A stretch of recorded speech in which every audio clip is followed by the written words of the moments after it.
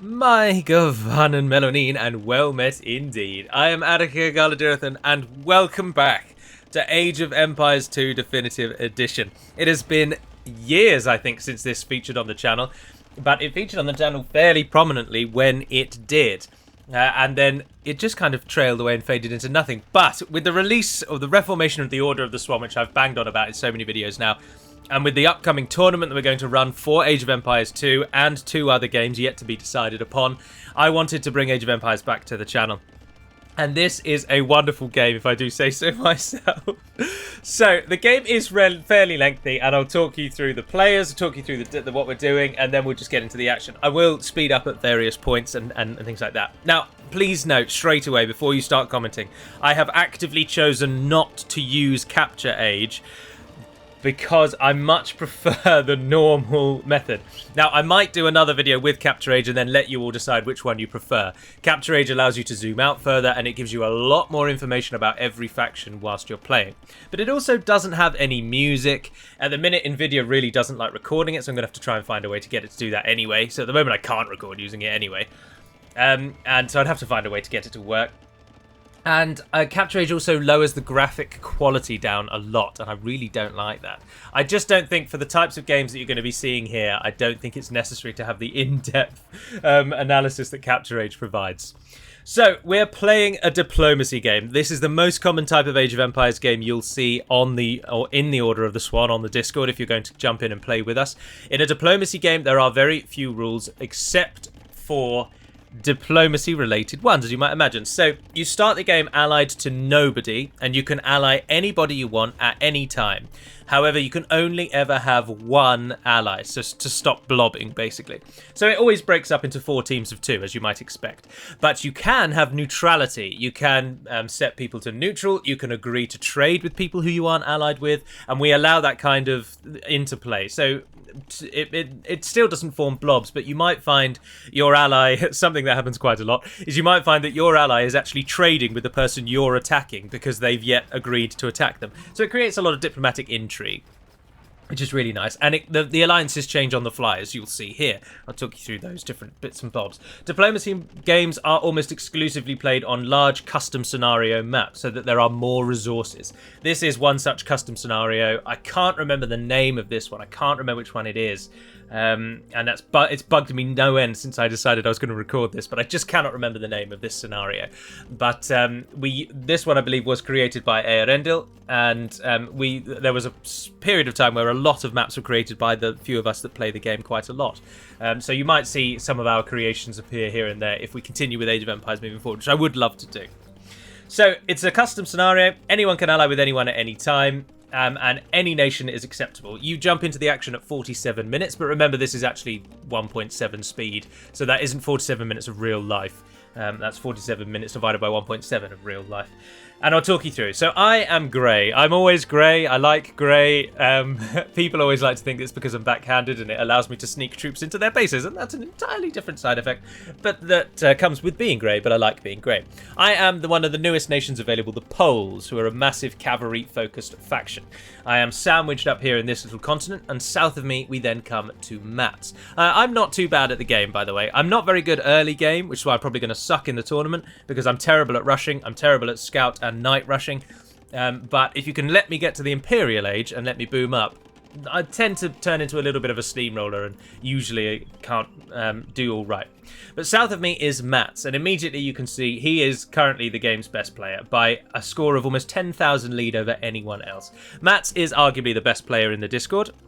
He likes to claim that Brassidas is better than him, so Brass, if you're listening, there you go, that's your claim to fame. Mats thinks you're better than him. But Mats is far and away the best, but he's a absolutely chill guy, and he doesn't just basically steamroll everyone out of the game. He's very welcoming to new players, which is why he's managed to survive and all of the other elite people stopped playing with us a long time ago, because they don't let new people survive.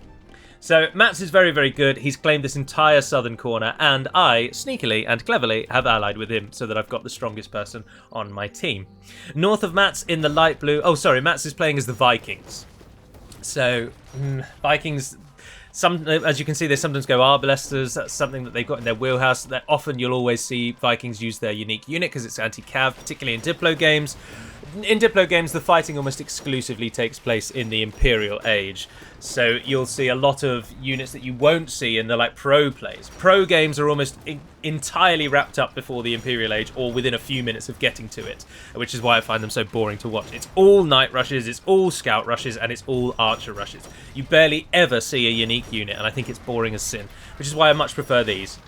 So anyway, he's playing as the Vikings. Berserks are their unique unit. They're an infantry-focused faction, but they're a water faction. Obviously, everyone knows that. The Vikings get most of their boosts on water, and Mats has already used his longboats to raid Eärendil's coastline.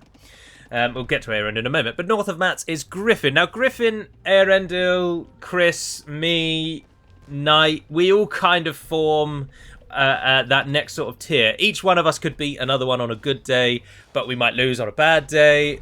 Griffin, generally speaking, I think has a better track record, though. I would personally say he's the next best person in this game. He's playing as another new nation, the Bohemians, and he's already getting their unique units out there. We've got the Halfnitzer and the Hussite Wagon.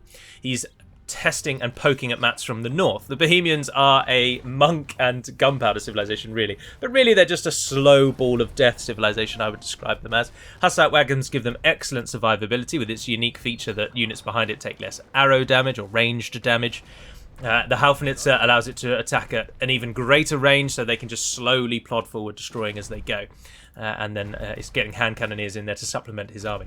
Now, supporting Griffin with his Bohemians is Chris, playing as the Mongols. Mongols, of course, are very fast-paced, very raid-heavy nation. Cavalry archers are their bread and butter. And Chris, again, in that group, as I say, on a good day, he'll beat all of us, bar possibly Mats, but on a bad day, any one of us could beat him. We're all kind of a similar skill level. And Chris is allied with Griffin, so they've got this whole northwestern corner to themselves. They've already got their trade set up, and they are moving back and forth with that. They are now both piling up and going all in on Mats. North of Chris, they've just built a wall between each other and agreed to not do anything. This is where that diplomacy aspect comes in. Chris and Knight are not allied, but they've just simply agreed not to attack each other. Whether that's a spoken agreement or they've just kind of both subconsciously agreed not to attack each other, it remains to be seen. But Knight is playing as the Sicilians, another relatively new nation, certainly since since there's been an Age of Empires video on the channel. Sicilians, of course, are a bit of a one-trick pony, with the Sergeant being their only real unit. They're a bit bizarre to play, really. The Sergeant is a fantastic unit, and they do now also get much better cavalry ever since the recent update. Their cavalry is considerably better than it was before. It got more, I think it got more armor, or did it get more attack? I can't quite remember. But they also, of course, have the unique feature that they take less bonus damage. So, their cavalry takes less damage from halberdiers and just things like that. Knight has this northern coastline pretty much locked down, and he's also got a few of the islands to the north. Now, Knight is allied to Ish. Now, Ish has played the game many times, but doesn't play it too competitively, I would say. It's a bit more casual. This is all a very nice way of me saying that Ish is not expected to win this game. But it's nice to have him here nevertheless. And Ish is playing as the Mongols as well, so the same as Chris. Now, Ish did have some buildings here, but unfortunately he was rushed out of this continent by Ginge and Eärendil almost immediately. So he now has this single island, which he's defending with some ships over there. Let's double the speed up, because this game lasts for a long time. No, we'll wait until we've said hello to everyone first. So Ish is claiming some naval dominance, as you can see. He's kicking Eärendil out of these islands, and Knight and Ish are locking down the water. Moving around to the east, then we come to Ginge first. Now, Ginge, again, has played so much Age of Empires and is better than a lot of people give him credit for, but again, I would say is not expected to win this, which is the politest way I can think of saying it. Ginge is playing as the Lithuanians, and so is Eärendil. So both of these are playing as another relatively new nation, the Lithuanians. They are, again, a cavalry-focused faction. They get more damage to their cavalry when they get relics. So every relic up to a maximum of, I think it's 3 now. It used to be 4, but it's either 2 or 3 now. Every relic increases their cavalry's attack by 1. So they always want to seek out relics. A Lithuanian player without relics is a very standard faction. They don't really then shine at anything. But Lithuanians with relics get fantastic paladins, and that was what you will see a lot of today. The paladin is like the Lithuanians' go-to unit. They, of course, do have their unique unit, the Lightis, which does more damage, which ignores armor, I believe. Is it that it ignores armor? I think it ignores armor entirely, yeah. But generally speaking, the community at large has agreed that the Paladin with some relics is infinitely better than the Lightest, and so you'd always go for that. And again, as I say, Diplo games are very economy. Diplo games, you never really suffer with your economy. You tend to always be rolling in the dough. So you will see a lot more. You'll see large blobs of Paladins roaming around and all that kind of thing. So Eärendil and Ginge are also allied. So those are our 4 sets. Me and Mats, Griffin and Chris, Knight and Ish, and then Ginge and Eärendil. Now, Ginge and Eärendil at the moment aren't doing anything. They're mustering their units in the north. We're about coming up to... We've just hit the hour mark. So Ish and Eärendil are just standing off of one another in the water. And the real fighting is all taking place down here, where Griffin and Chris are slowly taking ground on Mats. Griffin is using his Halfnitzers to just constantly bombard the rams, which Mats always puts in his armies. This is what separates, I think, Mats from the rest of us, and something the rest of us do eventually do, but just way slower. Mats obviously gets all of the rams out to pepper in amongst his army to try and blob up enemy archers. The rams, archer units tend to always fire on rams. I don't know why. The game has, I suppose, to make them useful in this setting. So it's very common to see rams interspersed amongst an army to try and soak up the arrow damage, because of course archers do very little damage to rams. In fact, they almost all do 1 damage. There's only a few exceptions to that, like the Chinese Chukunu, for example, but most archers just do 1 damage to a ram, so they're excellent at just soaking damage, doing nothing. But then the Haufnitzer of the Bohemians then really throws a wrench into those works, because they are a better bombard cannon, and bombard cannons are already the nemesis of rams because of how slow moving rams are. The cannons can hit them. But Mats is doing a wonderful job at keeping them at bay. And you'll note that I am not supporting Mats in any way whatsoever. I've built up my base. I'm hoarding up on winged hussars, and I've also claimed the eastern portion of the map for my own as well. So it is now that I am going to just rocket us back up to speed. So up in the north, Eärendil's making a move on Ish, and Ginge is assisting, but Knight has sent in some navy as well. So they're going to back and forth with their navies, but nothing really happens for some time. It is very much in the south where this game is played out for a long old time. So we'll speed back up, as I say, to ×8, and we'll push through. So Eärendil has beaten Ish's meagre fleet, and he's claiming back those northern islands. He's just positioning his fleet to stop them coming around and hitting him. And then Knight brings his fleet up, but Eärendil makes short work of that as well. But then suddenly, at that point, I then rush all of my winged hussars into Eärendil's, on the southern side of Eärendil's base. They then pull back all the paladins, unfortunately, that they had sitting around. Oh, and there's the Lightest, knocking around there for you. The game will probably stutter and lag at various points until some of the nations get killed off. Because these Diplo games, you tend to always have about 250 population available, or 375 for this map. Each player can, whoever creates the map can change the population. If we keep it on Gaia, because it lets you see everyone's speech to everyone. But so as Eärendil is pushing Knight out of the north, I then attack his base, which draws Eärendil's focus down south, which then allows Knight to claim the water, and then Eärendil loses his entire navy and is trapped. And loses that water advantage. So I wasn't working in unison with Knight or Ish there. It just happened that lined up perfectly. As the Poles, I'm charging in with Cavaliers. I don't get Paladins. We are a light cavalry-focused nation, not a heavy one, so I don't get any Paladins. And I'm sending in my Cavaliers. Now, I do get good Cavaliers, don't get me wrong, but they're nothing on Lithuanian Paladins. They're just going to get destroyed. And my entire army is indeed killed off. It's then at this point that Mats asks... if I could possibly, if there's any way, I could feasibly consider giving him some aid, because the Mongols and the Bohemians are now marching solidly into Mats's northern lands.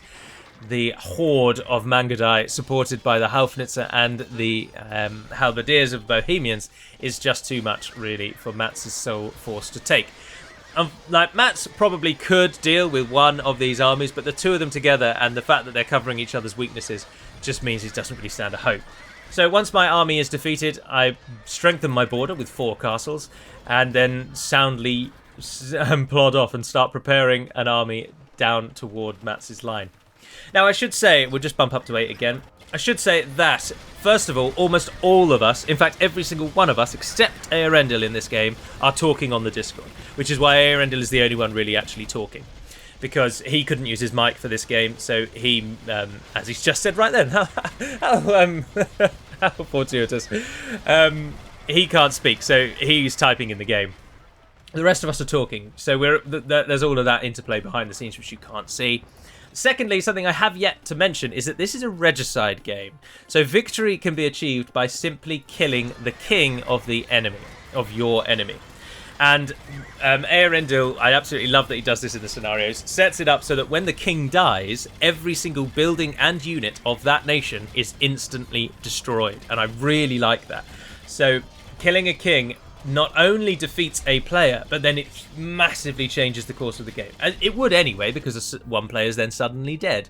But also, all of their units are destroyed and all of their buildings are destroyed. So that space, let's say Mats's king is killed now, for example, this entire space here just is instantly freed up, and all of these troops are killed, which means Griffin and Chris then have a really free shot to try and push through to me before I can strengthen my borders.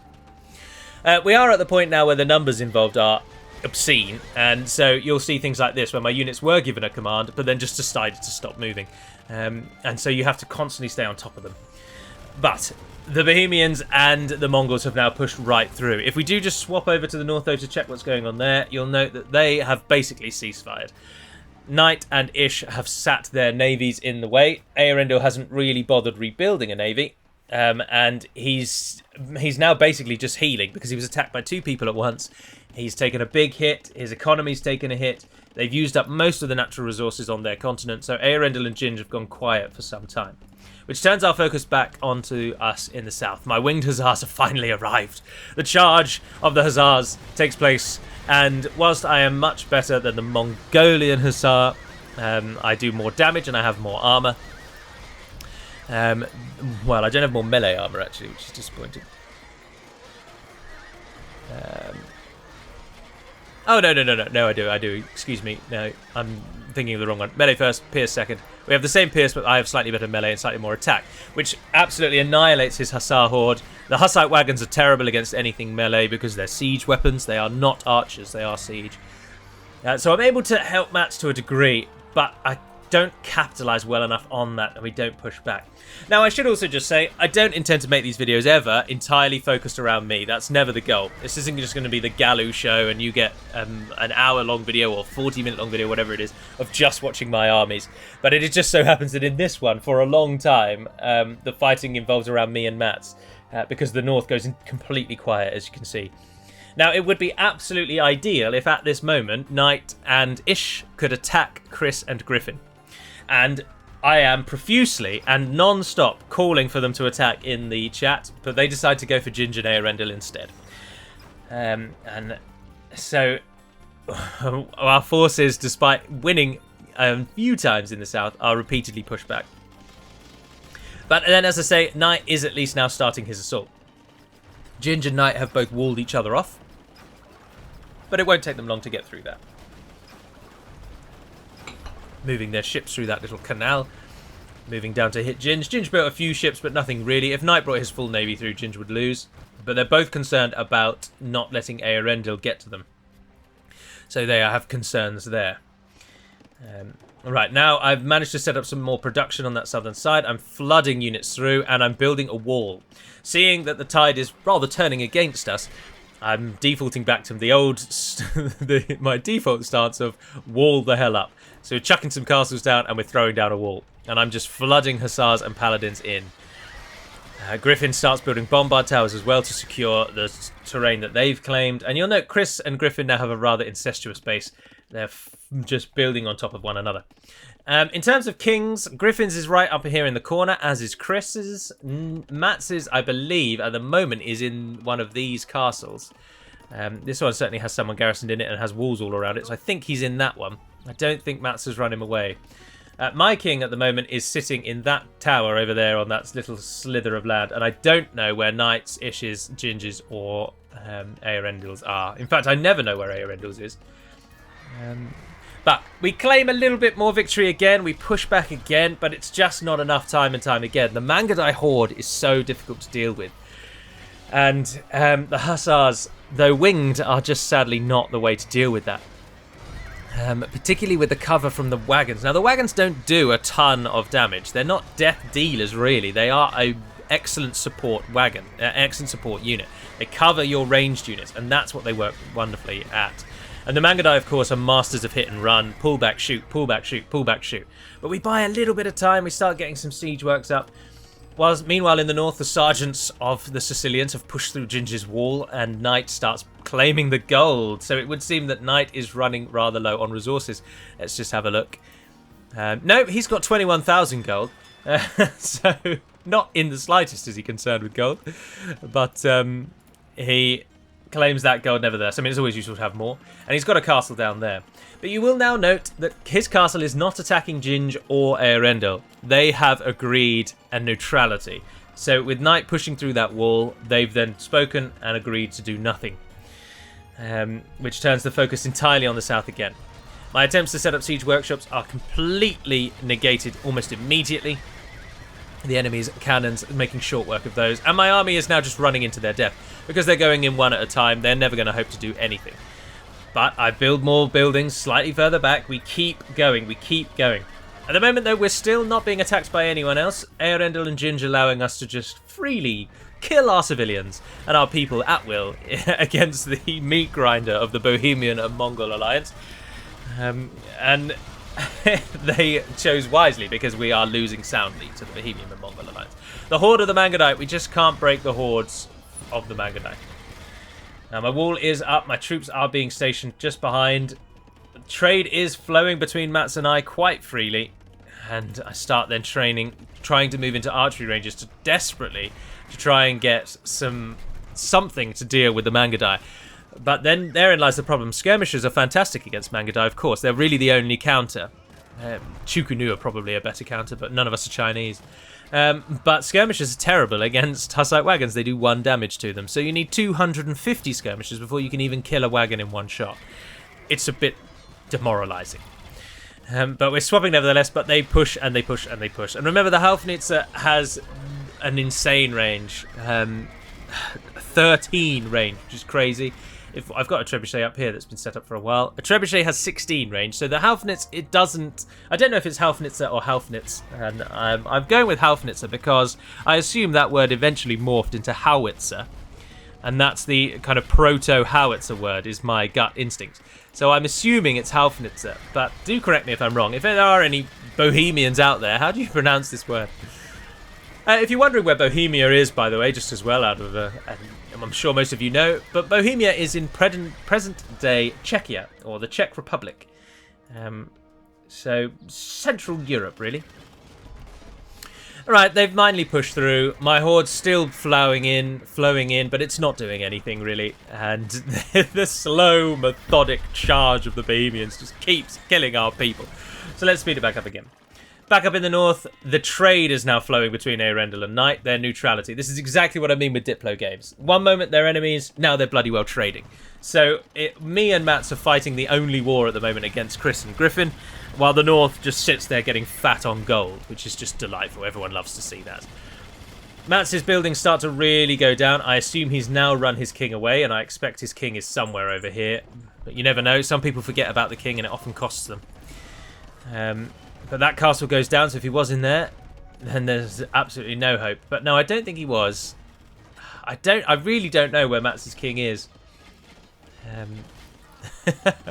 But he wasn't in that castle, because he'd be dead if he was. But we've lost all of Mats' now western and northern bases. Chris and Griffin just slowly pushing down. And we retreat behind the Great Wall. Oh, and it's at this point, I should point out, that I also then turned on Mats. In the hope that I might be able to buy some sort of peace with Chris and Griffin. So I turned on Mats at this moment. I wanted just to speed up and get rid of Mats. I didn't want him sneaking off and surviving somewhere else, only to attack me later. Mats is very good at coming back. And I didn't want that. So I turned my troops on him. I also thought I could claim his land. I thought if Mats is definitely going to die, which he is, I should try and just get his resources for my own now. So I turned on Mats, just as the enemy then arrives at my wall. And again, in the north, there is still no fighting up there. So all the warfare is now taking place at my Great Wall, which has fallen because of the stupid Halfnits of the enemies. And they then flood into my base. Matz's entire base west of there, they're clearing everything.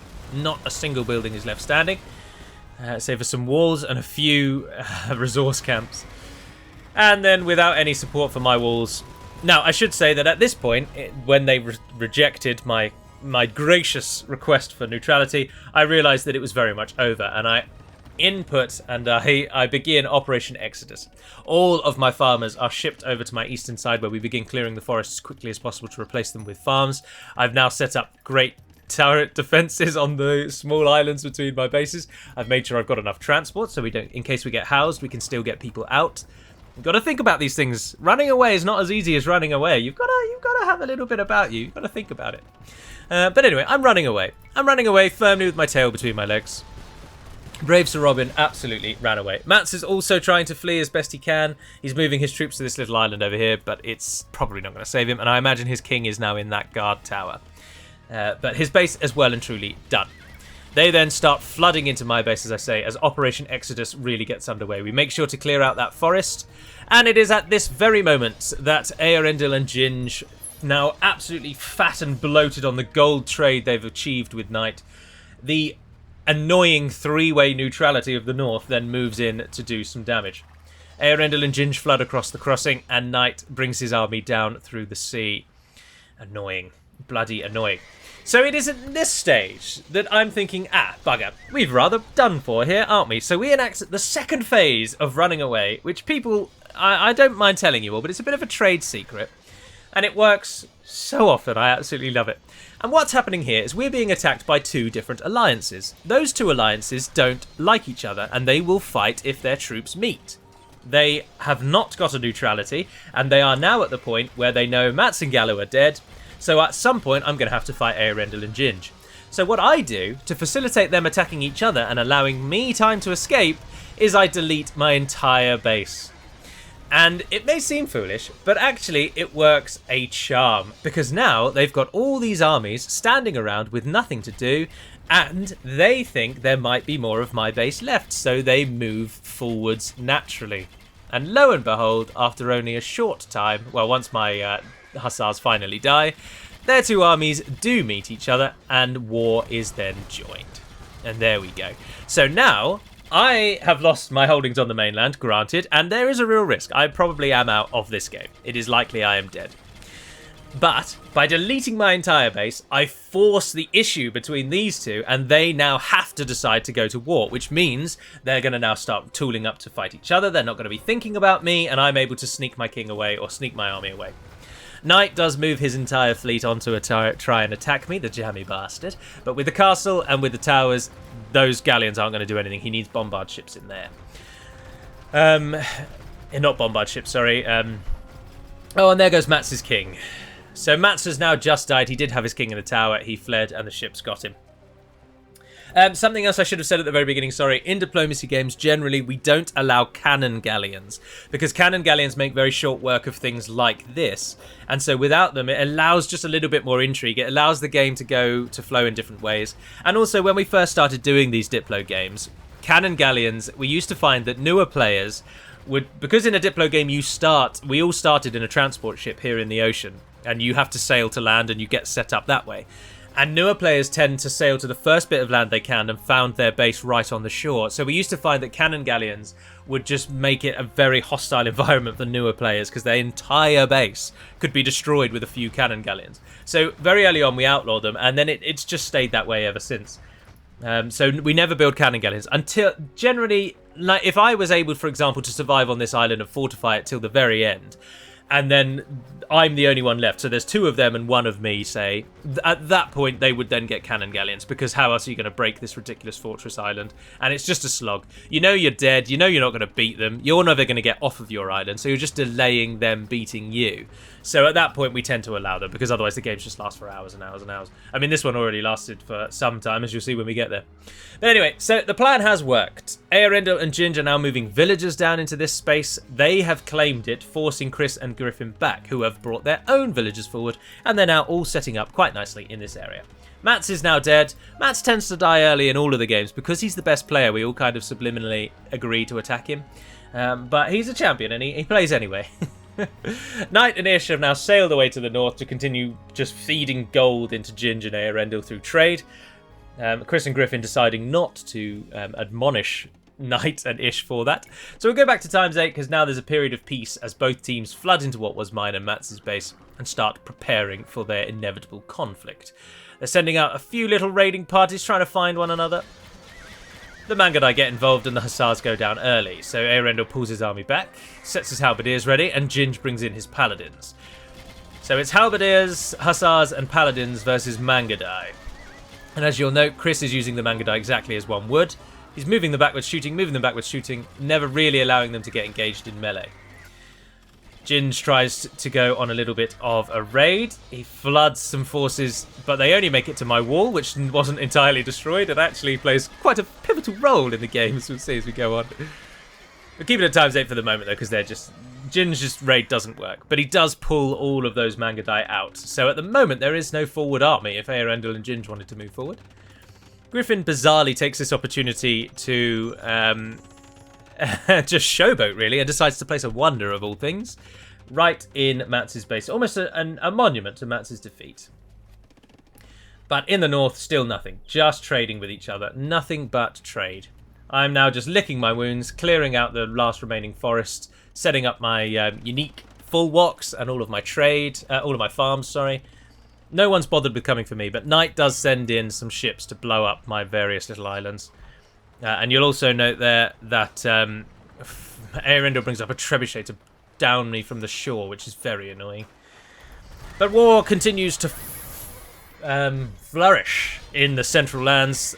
Eärendil and Ginge taking it rather personally that Griffin has built a wonder and moving up to attack it. And it's just a bit of a slog. A bit of a slog. Do note that, by the way, once Age of Empires really does rack up, we don't play exclusively diplomacy games. There are some team games that we will throw in every now and then, and I'd love to cover some things like that on the channel. Because diplomacy games, for the same reason I don't really like watching the pros, is that every game basically is played out the same way. Oh, he sent in some scouts to harass his villagers. I did not see that one coming. Diplomacy games, unfortunately, can also tend to go that way a little as well, where it just becomes two giant blobs pushing backwards and forwards like a tug of war. But I find that with diplomacy games, there's often a little bit more intrigue. There's various little bits and bobs that are more interesting about them. People manage to survive like this, and then they do sneaky things. And the fact that you can kind of crush people into being your vassals, I just prefer them. I just prefer them. I'm sorry. But it seems that Griffin and Chris have finally met their match. Eärendil and Ginge have had now nearly 2 hours of in-game time fighting basically no one. The fights against Eärendil ended about 1 hour and 20 minutes of in-game time ago. I'll stop saying in-game time, but just note that isn't 2 actual hours. It's 1.7 worth of 2 hours. But all of that time sitting there just bloating themselves and gilding every building that they have with gold, they've managed to finally obviously fund some fairly sizable armies, and they have managed to push back Chris and Griffin's first assaults. Now, Chris and Griffin can't really go through the north because Knight and Ish have taken this stance of total neutrality. So if Chris and Griffin, or Griffin as we'll call them, if Griffin try to go north, they will have to go through Knight. And as you will see, Knight is now standing some troops ready to actually get involved himself. He's built a horde of siege onagers, and he's going to invite the forces of Griffin to come and get involved. Chris trying to split his forces, but it's just way too many siege onagers. Now, he does kill quite a lot of his own army. In many ways, that was probably a net gain for the Hussars because of how cheap they are and how much the economy of Chris must be booming at the moment. But of course, it distracts attention from the southern side. So whilst Knight and Ish are playing neutral, in many ways they are kind of just working as a vassal for Ginge and Eärendil. And we know that we just cannot have that, can we? We can't have all of these big players teaming up against one another. But the entire focus is then shifted on the north, and Griffin moves all of their armies out. So they abandon their southern base entirely, and Eärendil and Ginge just move in to sweep it up completely. So the fight then turns to the north. But Knight and Ish don't have very many forces up here, and there's a few sergeants covering the line, but the onagers are killing the sergeants quicker than Chris can. The Mangudai holding them back. And remember, Mangudai get a bonus against siege, so they're quite good as anti-siege. All of those onagers are basically dead. Ish's own Mangudai are enacting some vengeance on Chris, but without any real proper building siege, they're not taking any ground, and it's all about claiming ground. Clearing the buildings is paramount. This is an archery range that can still support Chris, even though it's on the front line. You need to clear everything. And the onagers, whilst good at clearing buildings to an extent, they will do nothing against a castle. The castle will eat them for breakfast.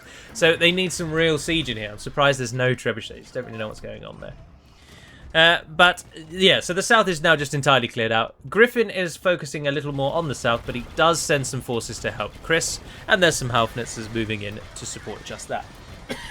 Excuse me, sorry. But Griffin swiftly deals with the insurrection from Knight and Ish, and immediately the shoe is on the other foot. And the orange and blue force can push itself back into the enemy's sightline. Oh, what's this? 10 little villagers. Here are 10 little villagers sneaking through the land. You'll note that if we change to Earendil's field of view, that he can't see those little villagers. And if we change to Ginger's field of view, we will note he can't see those little villagers. So they're just gaily sauntering through the land. Now, you build the towers. This is Gallo's guide to being sneaky, sneaky, sneaky. Always start with outposts first. They give you a much better sight range. They allow you to see farther into the darkness. Once you feel you've pushed in as far as you can, then you need every villager to start working on a different building all at once. Rather than having all 10 build one building, it's better to have 10 buildings being built by all the villagers at once. You need to capitalize on the fact that no one knows you're there yet by getting as many buildings built as possible.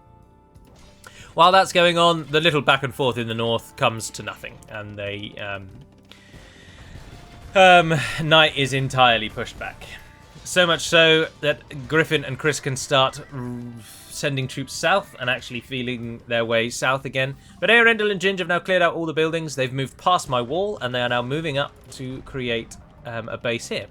Ginge starts thinking about removing the wall and then changes his mind.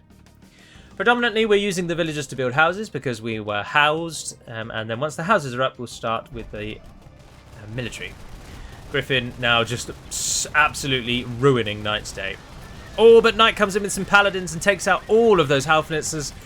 But then the Mangudai chase them, finish them up, and again, it's not looking good there. In the south, though, Ginge and Earendil have managed to use the confusion to push through, and their forces start harassing the newly claimed lands of Griffin. The to and fro is consistent, and it is how these Diplo games go, and I love it. But the Mangudai now shifting their focus south, which allows Knight then to push back in. And again, so now Chris and Griffin are fighting on a double front. Ish, however, because he only has this single island over here, is basically out of the game and can provide very, very little support. He doesn't even bother building buildings on the mainland, which is just absolutely to his detriment. Ginge and Earendil, they were a little bit too far away from their own front line, so whilst they are making good ground, Griffin and Chris can get their troops in here much, much quicker. All the while, I am sneaking into Earendil and Ginger's base, and we've managed to place down some stables, and we've started recruiting some paladins, some cavaliers, sorry, inside those stables, and then we start building a siege workshop. And hopefully, Earendil and Ginge just might not notice. They're busy on the southern front, why would they notice? So we get all of our buildings up, we start sneaking through, but unfortunately, Earendil and Ginge do notice. Ginge, for some reason, has all these paladins built here. I don't really know why. They're much better served on the front line. But his own ineptitude, if I may be so bold, is what then allows him to survive my raid in his base. We get the cavaliers out. They managed to take out a town centre. I built a load of siege rams as well, or rather capped rams, sorry. But they all died before we could do anything. And then the paladins move in, and the attack is moot. The attack is entirely destroyed. Now, it gives Earendil and Ginge something to think about, though, and it buys Griffin and Chris a little bit more time to focus on the south, because Earendil and Ginge won't be thinking about the south at the moment. They'll be thinking about the raid currently taking place in their base. So, with that being a failure, we turn our attention back to building some stables in the south. Anything we could do to affect the path of the game. Ish finally pulls forward some castles to build in Knight's base, but it's a little bit too late, really. Knight and Ish are really on the back foot. If Eärendil and Ginge just turned their focus on Knight now, they would have a field day. And indeed, Knight is now actually attacking east. He's stopped his attacks on Chris and Griffin, and they have now agreed a neutrality instead. And he's now flooding in to hit Eärendil and Ginge. So that gives Chris and Griffin, as you'd expect, an opportunity to push back out on the southern front, and that is exactly what they do. Eärendil has a lot of cavalry down here. Eärendil in blue, of course, and he's got some trebs for some reason. They were hoping to set up trade, but alas, it's not to be because Knight's attack that's just come at a perfect time. And Griffin are then able to push back into the south once more, flooding back into lands they once held. Score-wise, Griffin is absolutely storming it. Chris behind with 20,000 behind him, but then 20,000 ahead of the next nearest as well.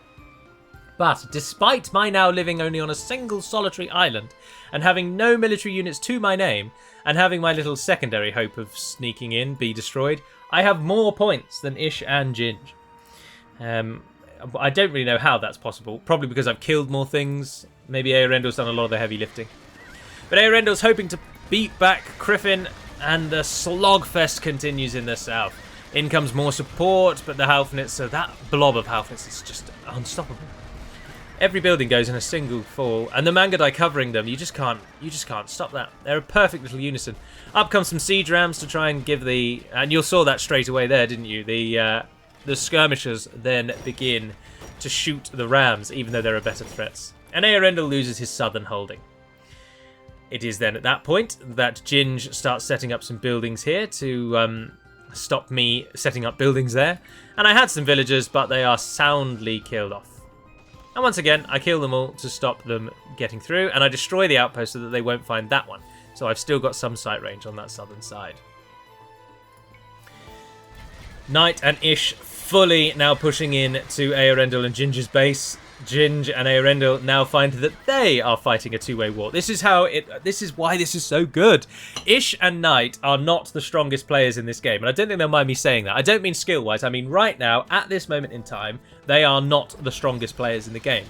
But by playing these two alliances off one another and neutraling with one and then attacking another and then attacking the other, they've managed to stay alive for a very long time, and they're massively affecting the course of this game. The game will be won and lost in many ways on who Knight and Ish decide to fight with. It's like a government coalition taking on a small party, a party that shouldn't have any right to be controlling anything, but has somehow got such massive sway because it's they that decided. But the southern side has now been completely cleared. Ginge has pulled his villagers away from the little barracks that he was planning to build. And the armies of Griffin move through. But they're not bringing up villagers to build more buildings this time. Everywhere, as it goes on and on and on, we're now 2 hours and 43 minutes in, people start to get a little bit lax. But Ish and Knight have carved a huge dent into Eärendil and Ginge's base, and they cannot hope any longer to really survive. It is at this point that Eärendil agrees some neutrality with me, and he and I begin trading ourselves. He sends some of his trade ships in, and I set them to neutral so my towers won't destroy them. So Eärendil is still planning for the future. He doesn't think he's out of this yet. He's still thinking of relying on the solid alliance of the Poles in the east to keep him going and keep him alive. We are happily farming away on our own little island, gaily not worrying about the concerns and worries of the mainland. Those mainlanders smell anyway, so we don't like to get involved with them. But Ginge trying desperately to rebuild his base in the south, all while he's rebuilding his base desperately because he's losing it in the north, and at the same time, his southern base is being destroyed as fast as he's building it. Griffin's little blob horde is now doing wonders. So let's go back up to ×8 and push through again. Ish and Knight continue pushing through. Eärendil very much reading the writing on the wall, realizing that the Northern Realm is dead and gone. At that point, the neutrality between myself and Eärendil openly changes into full acceptance, and I allow Eärendil to come and live on my island. He brings over some docks, the trade starts going up starts massively increasing, and I use the fact that Eärendil's not attacking me anymore to sneak more villagers into the back of the base. We will be remembered. So, Chris and Griffin beating out Ginger's entire southern land, and there it goes. Earendel has now got barely any land left, and Knight and Ish have completely claimed that northern side.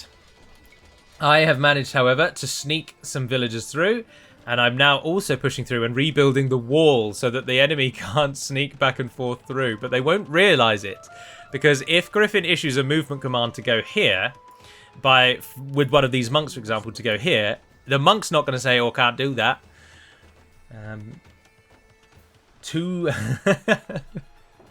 Wood needed. No, he's going to go all the way around. They're not going to notice. So the monk is now going to go on a massive journey all the way around here just to walk to the other side of that wall. So that's why I rebuilt the wall. Sneaky, sneaky. We then start flooding some troops through. We need to do something because it's very much over. Griffin starts building a wonder again for some reason. I'm not really sure why. And him and Chris are now moving through Earendel and Ginger's base. This is where Earendel and Ginge should delete their buildings, as I did in the beginning, because then it would push Knight and Ish to fight against Chris and Griffin. Their armies are yet to meet. They're still doing this sort of odd quasi-neutrality. And you'll note that Ish and Knight still hold this sort of... There's this sort of no man's land between the two of them. This dead space where none of them set up any buildings. But you did notice that Ish's castle shot Griffin's villagers, so they are not even neutral. They are at war. And when their armies meet, as you can see, they are killing each other. And so if Ginge and Earendel had destroyed all their buildings, Knight and Ish would have fought one another, but they didn't. And instead, they allow me to flood all of my forces down here. And we start moving around. We set up a little dock as well. It's all going rather well. Earendel moves his king over to my island at some point, but I don't know where he puts it. But it's over here somewhere. I think it might be in a transport ship. But his king at the moment is not... is safe. But I just don't know where it is. Somewhere in this mass of blue and grey is his king, but I don't know. Maybe he put it in my castle, in my keep. I'm not sure that you can do that, though. No, you probably can. But in any event, Earendel now is sharing my island, and that's all he has left. We use this opportunity to attack Chris and Griffin and let them know that we're here. And they soundly beat that little army. I had some villagers moving up there, but I killed them off. It's the villagers down here that we need. So, our army is massing in the south, away from the sight lines of Chris and Griffin. They don't know where we are. But the fact that I attacked them pulls them back again. And they stop their fight against Knight and Ish. Which is just silly, if you ask me. And we notice, by sending some villagers across using a boat, that this is where their trade is. So, using sneaky, sneaky tactics once again, all of my units load up into the boats and we toddle across that gap, because otherwise we've got to go through this wall. I have my paladins and winged hussars here as well, and they will form a wonderful little distraction for us. We set up some stables and get the villagers to build those. In the north, Knight and Ish just flood into that new space, but the two do not go to war. So there's no wars in the north now. All attention is now here in the south.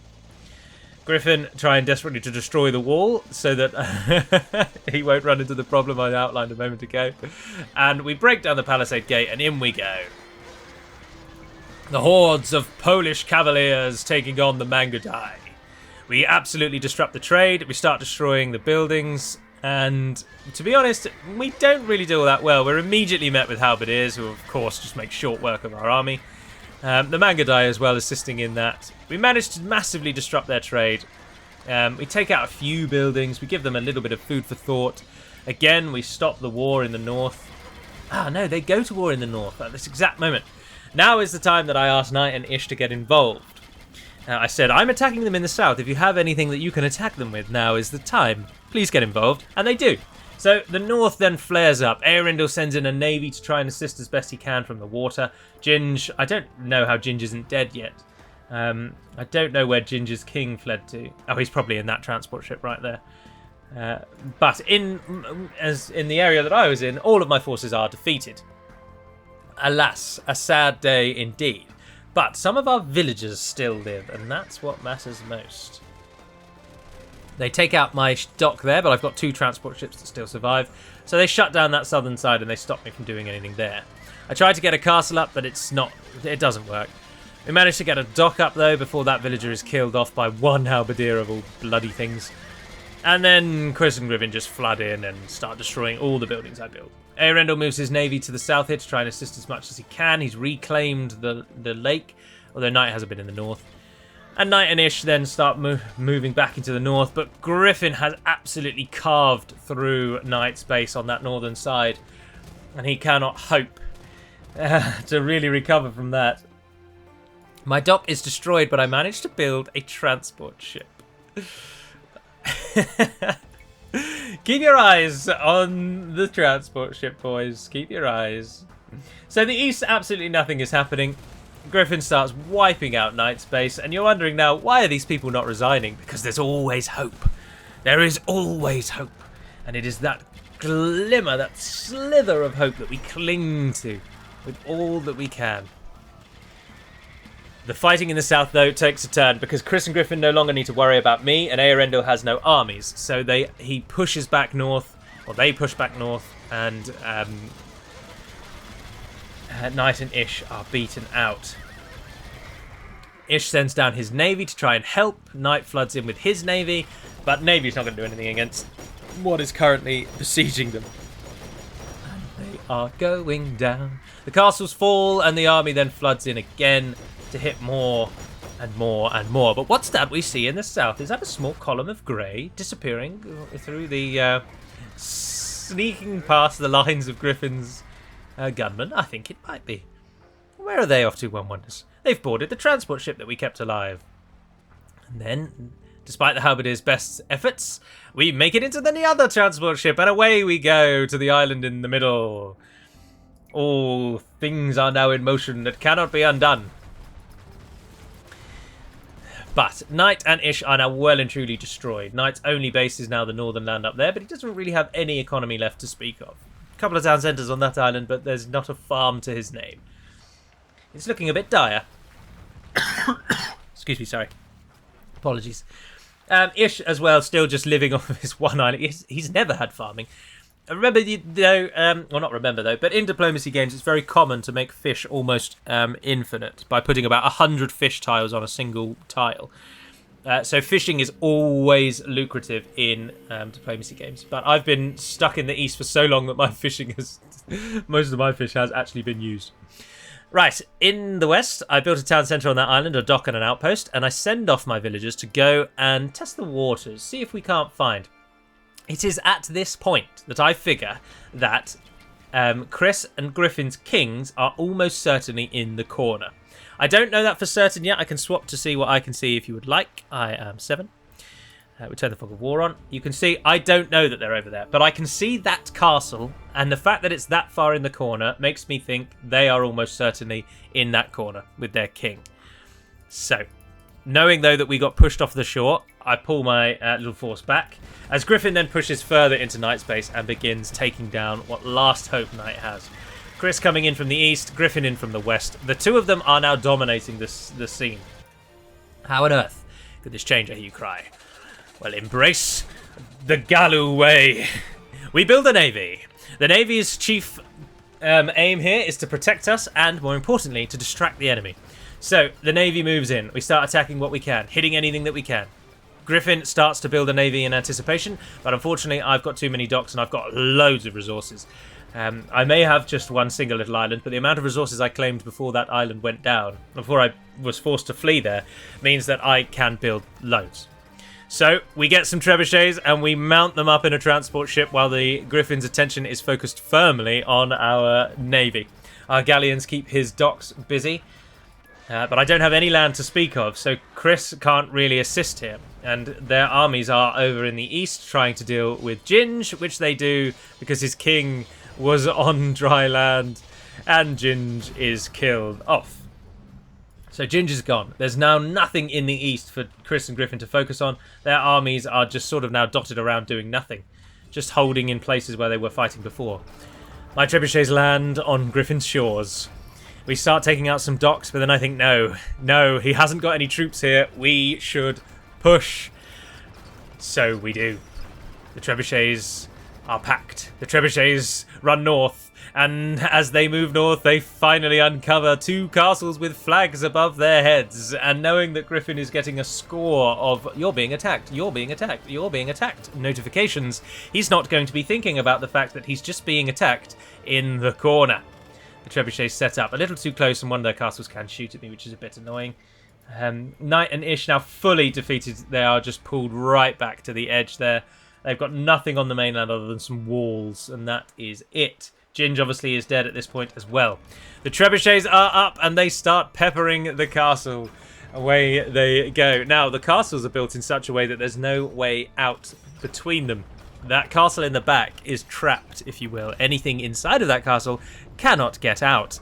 And you'll note that the king disembarks from the castle. At this point, when I'm playing the game, I cannot contain my glee, and my trebuchets desperately seek to kill the king. They are trying, but they're so inaccurate. But Griffin still doesn't know what's about to happen, and his king goes! And just like that, the greatest player in the game is defeated.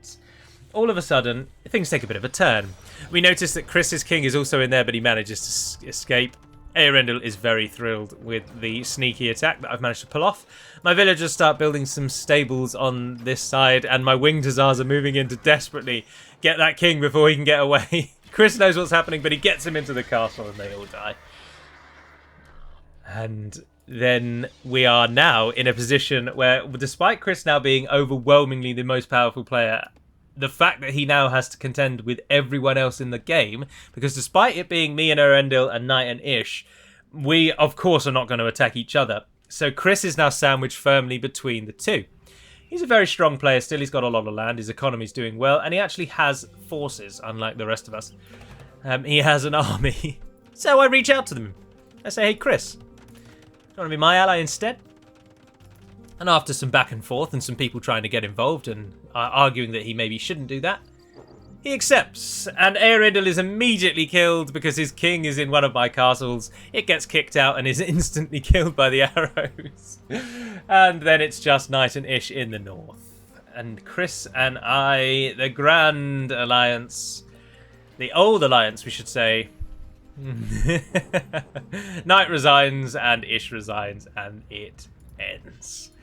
And that is the wonders of diplomacy. Now, hopefully that video was just under an hour. The game was 3 hours and 35 minutes, as you can see. I wanted to do that game from the very day that we got it. There was so much back and forth fighting, and then me ending up winning despite being defeated at about the 40-minute mark. I love diplomacy so much. Such a fun game. Now, let's check the scores. So, military-wise, Griffin smashes it absolutely out of the park. 3,989 units killed. That's insane. Absolutely insane. Chris taking 3,100, but the rest of us nowhere near. Knight gets 1,700, but nothing on those 4,000 and 3,000 numbers. In terms of units lost, the star I always think should go against the highest one, not the lowest. But Griffin, his success is unfortunately tarnished by a lot of deaths. A lot of people died to bring us this information. Ish taking the least losses because he had the fewest people to die. You can only have 10 losses if your population is only 10 people, and this is a key sign of that. Ish never really having a large army, so losing basically nothing. I managed to lose 1,600, but Earendil and Chris losing 2,500 in the second places after Griffin. Buildings, Griffin again, but then he's got that unique bombard, why wouldn't he? And he managed to convert some units with his gold less monks, because Bohemian monks don't cost gold after you research their unique tech. Also having the largest army by some way. Economy wise, it is again Griffin with a lot of the stars. Knight though giving the most, trading the most, attributing the most, all to Ish, as Ish is 11,500, which is almost exclusively from Knight, and I think Earendil's 500 probably went to him as well. Or maybe Griffin's, I don't know. But Griffin taking the most wood, the most gold, the most trade, absolutely loads. But despite all that, I got the most stone, despite being defeated that early on.